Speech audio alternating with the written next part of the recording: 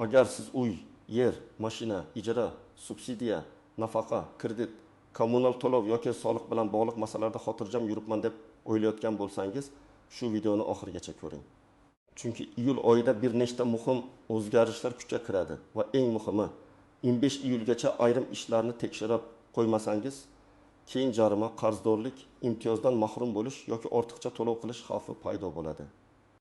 Men bugun sizga oddiy tilda tushuntiraman. Avval qanday edi? Hozir nima o'zgardi? Kimlar xavotir olishi kerak? Kimlar shoshilmasa ham bo'ladi? Qaysi joyda odamlar ko'p xato qiladi? Va 25 iyulgacha aniq nima qilish kerak? Kanalga hoziroq obuna bo'ling, like bosib qo'ying. Chunki bunday ma'lumotni vaqtida bilgan odam pulini, vaqtini va asabini tejaydi. Eng katta muammo shundaki, ko'pchilik o'z nomida qanday majburiyatlar borligini bilmaydi. Masalan, odam uyini sotgan, lekin eski qarz uning nomida qolgan. Kimdir ijara shartnomasini og'zaki qilgan, keyin soliq yoki kommunal masalasida muammo chiqqan. Yana kimdir subsidiya yoki nafaqa oladi, lekin oiladagi daromad. Ro'yxatdagi avtomobil, yer uchastkasi yoki bankdagi ma'lumotlar yangilangani sababli uning holati qayta ko'rib chiqilishi mumkinligini bilmaydi. Avval ko'p narsa qog'ozda. Mahalla orqali yoki odamning o'zi borgandan keyin aniqlanardi. Hozir esa davlat idoralari soliq, kadastr, bank, kommunal xizmatlar va ijtimoiy reyestr ma'lumotlari tobora ko'proq elektron tarzda solishtirilmoqda. Bu nimani anglatadi?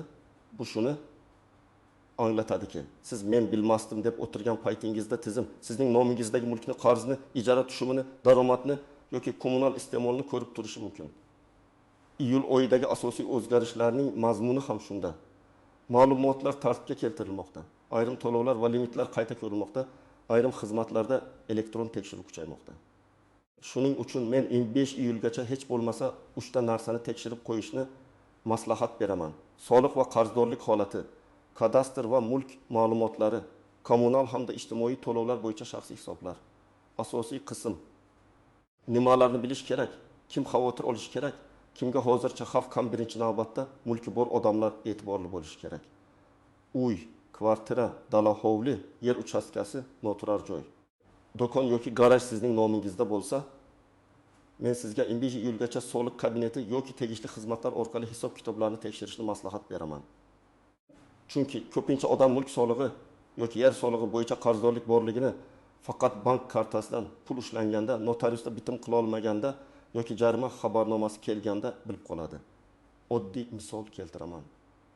Toshkent viloyatida yashovchi fuqaroning nomida 6 sotiq yerli uy bor. U har yili soliq ozgina bo'lsa kerak deb o'ylaydi, lekin bir necha yil davomida to'lovni to'liq tekshirmagan. Natijada asosiy qarz, penya va ogohlantirishlar yig'ilib qoladi. Keyin u uyni sotmoqchi bo'ladi, lekin oldin qarzni yopish kerakligi aytiladi. Agar u buni 15 iyulgacha tekshirganida, masalan, bosqichma-bosqich hal qilardi. Oxirgi daqiqada pul izlab qolmasdi. Ikkinchi guruh ijaraga uy beradiganlar. Agar siz kvartirani talaba, ishchi, oila yoki boshqa shaxsga ijaraga bergan bo'lsangiz, ijara shartnomasi rasmiylashtirilganmi yoki yo'qmi? Albatta tekshiring. Hozir ijara bozorida og'zaki kelishuv juda ko'p. Har oy naqd berib turadi, hech kim bilmaydi degan fikr bilan yurish xavfli. Chunki kommunal iste'mol, qo'shnilar murojaati, yashash joyi bo'yicha ro'yxat, bank o'tkazmalari yoki boshqa ma'lumotlar orqali real holat ko'rinib qolishi mumkin. Masalan, siz kvartirani oyiga 3 million so'mga ijaraga bergansiz. 1 yil davomida bu 36 million so'm tushum degani. Agar shartnoma yo'q, to'lovlar tartibsiz, kelishuv yozilmagan bo'lsa, keyin nizo chiqsa, siz ham, ijarachi ham noqulay ahvolda qolasiz. Ijarachi men depozit berganman deydi, egasi yo'q bermagan deydi. Kommunal qarz kimga tegishli ekani ham tortishuvga aylanadi. Shuning uchun ijara masalasida hujjat nafaqat soliq uchun, balki o'zingizni himoya qilish uchun ham kerak.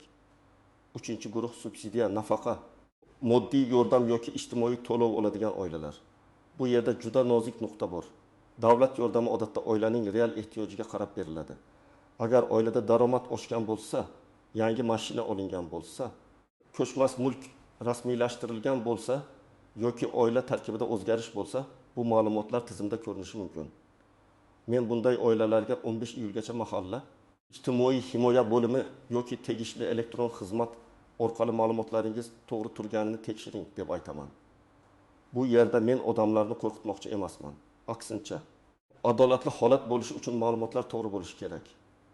Masalan, oilada haqiqatan ham daromad kam, nogironligi bor farzand bor, uy-joy sharoiti og'ir.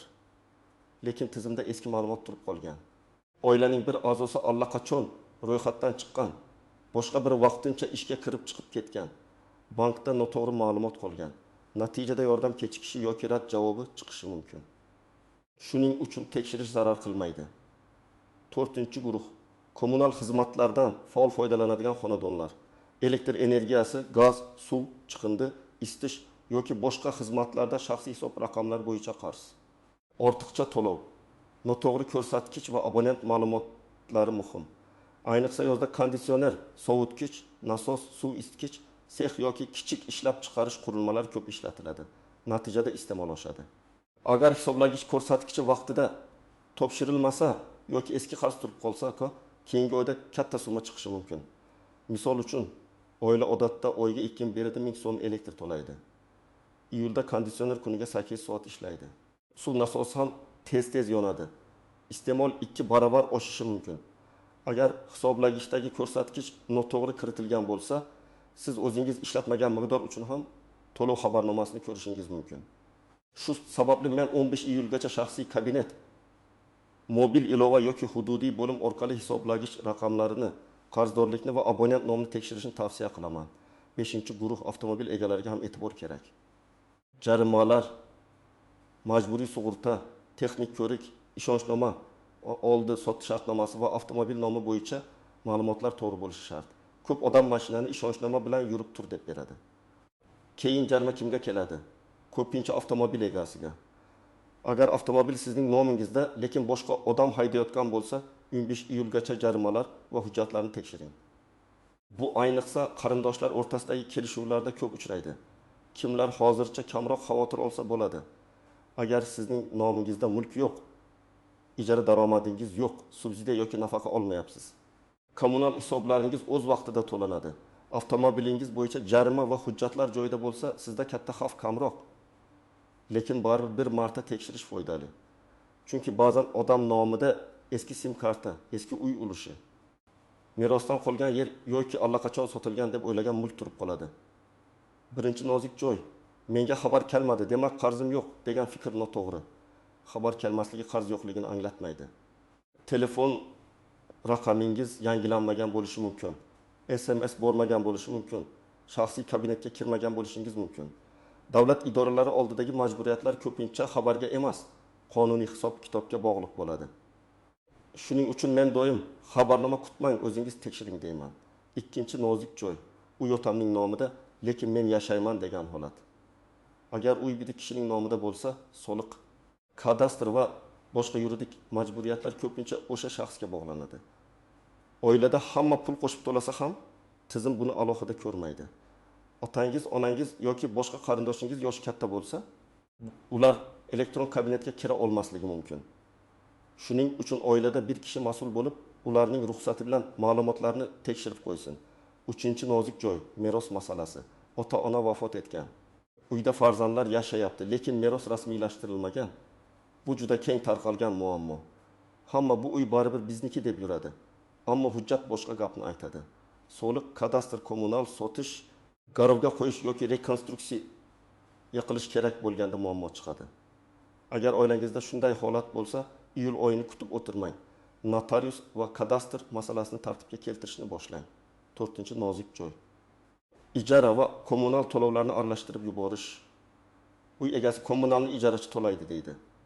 Ijarachi esa men faqat ishlatganimni to'layman. Eski qarz menga tegishli emas deydi. To'g'ri yondashuv shuki, shartnoma ijara summasi, depozit, kommunal to'lovlarni kim va qachon to'lashi, hisoblagich ko'rsatkichlari, uy jihozlari holati aniq yozilishi kerak. Masalan, shartnoma boshlangan kuni elektr hisoblagich 1200 kilovat ko'rsatdi. Gaz 7 tatib kub, suv 3 kub. Shu raqamlar yozib qo'yilsa, keyin tortishuv kamayadi. 5-nozik joy, bank kartasiga tushgan har bir pulni daromad sifatida tushunib yuborish xavfi. Masalan, qarindoshingiz sizga qarz qaytardi. Do'stingiz to'y uchun pul o'tkazdi. Ota-onangiz yordam berdi. Bularning hammasi real daromad sifatida baholanmasligi mumkin, lekin tushuntirish kerak bo'ladigan vaziyatlar bo'ladi. Ayniqsa ijtimoiy yordam subsidiya yoki soliq tekshiruvda bank operatsiyalari savol tug'dirsa, sizda izoh va hujjat bo'lgani yaxshi. Katta summalarni imkon qadar izoh bilan o'tkazing. Qarz qaytarish, oila yordami, oldi sotdi, xizmat haqi kabi. 6-nozik joy, eski qarzlarning o'zi yo'q bo'lib ketishiga ishonish. Ba'zi odamlar 3 yil bo'ldi, endi hech kim so'ramaydi deb o'ylaydi. Lekin qarzning turi, hisoblash tartibi, undirish muddati, sud yoki majburiy ijro holati har xil bo'ladi. Shuning uchun eski qarz ko'rinsa, uni e'tiborsiz qoldirmang. Avval qarz nimadan chiqqanini aniqlang. Keyin asosli bo'lsa to'lang, asossiz bo'lsa yozma murojaat qiling. 7-nozik joy, elektron tizimdagi xato. Tizimlar rivojlanmoqda, lekin xato bo'lishi mumkin. Uy maydoni noto'g'ri ko'rsatilgan, kadastr raqami adashgan, qarz yopilgan bo'lsa ham tizimda turib qolgan. Bir xil ism familiyali odamlar ma'lumoti chalkashgan holatlar uchraydi. Shuning uchun men har doim skrinshot olishni, kvitansiyalarni saqlashni, murojaatlarni yozma shaklida yuborishni maslahat beraman. Og'zaki gap bugun bor. Ertaga isbotlash qiyin. Endi eng muhim qismga o'tamiz. Men sizga aniq reja beraman. Birinchi qadam, shaxsiy ma'lumotlaringizni tekshiring. Pasport yoki ID karta ma'lumotlari, telefon raqamingiz, yashash manzilingiz, oilaviy holatingiz va elektron kabinetlarga kirish imkoniyatingiz joyida bo'lsin. Agar telefon raqamingiz eski bo'lsa, SMS xabarnomalar boshqa joyga ketishi yoki umuman kelmasligi mumkin. Ikkinchi qadam, soliq qarzdorligini tekshiring. Buning uchun soliq organlarining rasmiy elektron xizmatlari, mobil ilovalari yoki hududiy soliq inspeksiyasidan foydalaning. O'zingizning JSHR yoki pasport ma'lumotingiz orqali mulk solig'i, yer solig'i, ijara bo'yicha majburiyatlar, jarima va penya bor yo'qligini ko'ring. Agar qarz chiqsa, darhol vahimaga tushmang. Avval qarz qaysi davrga tegishli, qaysi obyekt bo'yicha, asosiy summa qancha, penya qancha ekanini aniqlang. 3-qadam, kadastr ma'lumotlarini tekshiring. Uy yoki yer sizning nomingizda bo'lsa, kadastr hujjatdagi maydon, manzil, obyekt turi, ulush, egalar soni va ro'yxatga olingan sana to'g'ri turibdimi? Tekshiring. Agar uyga qo'shimcha qurilish qilingan bo'lsa, lekin hujjatda aks etmagan bo'lsa, bu kelajakda muammo bo'lishi mumkin. Masalan, dagida kvadrat metr uy hujjatda turibdi. Aslida 1 kvadrat metr bo'lib ketgan. Sotish, meros, garov yoki rekonstruksiya paytida farq chiqadi. 4-qadam, kommunal hisoblarni ko'ring. Elektr, gaz, suv, chiqindi va boshqa xizmatlar bo'yicha shaxsiy hisob raqamlaringizni yozib oling. Har birida qarz bormi? Ortiqcha to'lov bormi? Abonent kimning nomida? Hisoblagich raqami to'g'rimi? Oxirgi ko'rsatkich qachon kiritilgan? Shuni tekshiring. Agar uyda ijarachi yashasa, hisoblagich ko'rsatkichlarini suratga oling va yozma kelishuvga kiriting. 5-qadam, ijara bo'lsa, shartnomani rasmiylashtiring.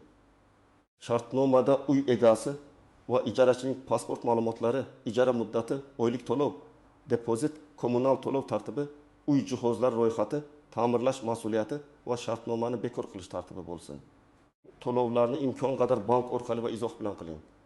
Bu ikkala tomonni ham himoya qiladi.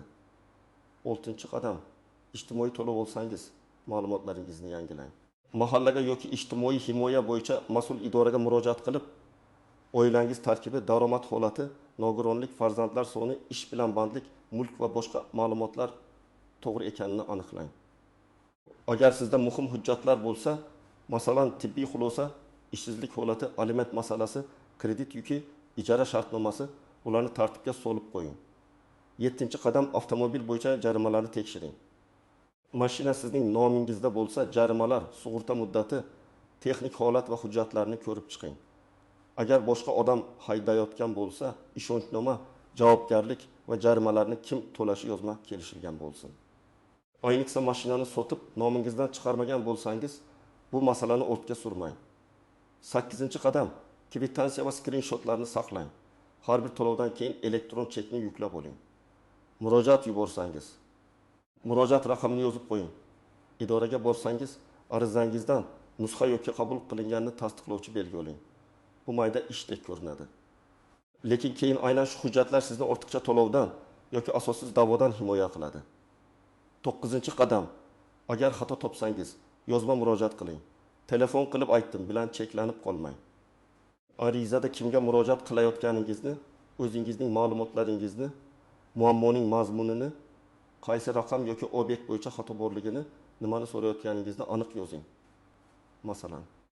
Mening shaxsiy hisobimda 2023 yil uchun qarzdorlik ko'rsatilgan, ammo ushbu davr uchun to'lov kvitantsiyasi mavjud. Qarzdorlikni qayta tekshirib, ma'lumotni tuzatishingizni so'rayman. Shu tarzda yozilsa, masala ancha tezroq ko'riladi. 10-qadam, katta summalarda mutaxassis bilan maslahatlashing. Agar gap katta soliq qarzi, meros, sud, majburiy ijro, noqonuniy qurilish, subsidiya rad javobi yoki ijara imzosi haqida ketayotgan bo'lsa, mustaqil qaror qilib yubormang. Advokat, soliq maslahatchisi, notarius yoki tegishli idora mutaxassisi bilan maslahat qiling. Chunki bitta noto'g'ri ariza, bitta noto'g'ri imzo yoki bitta kechikkan muddat keyin ancha qimmatga tushishi mumkin. Demak, iyul oyidagi asosiy xulosa shuki, endi ko'p masalalarda bilmasim degan bahona yordam bermaydi. Ma'lumotlar elektronlashmoqda, solishtirilmoqda va qarzdorlik, mulk, ijara, kommunal, ijtimoiy to'lovlar bo'yicha aniqlik talab qilinmoqda.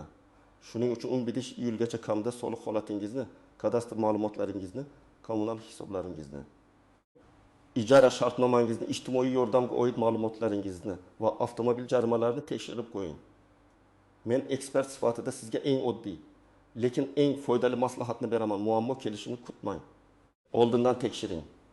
Bugun 20 daqiqa vaqt sarflasangiz, ertaga bir necha million so'm, bir necha hafta yugur va ortiqcha asabni tejashingiz mumkin. Sizning hududingizda iyul oyidan qaysi o'zgarishlar ko'proq sezilyapti? Soliq, kommunal, subsidiya yoki ijara bo'yicha savolingiz bormi? Men eng muhim savollarni keyingi videolarda alohida tushuntirib beraman. Videoga like bosing, kanalga obuna bo'ling va bu videoni yaqinlaringizga yuboring. Chunki 11-iyulgacha bu ma'lumot ko'pchilikka kerak bo'ladi.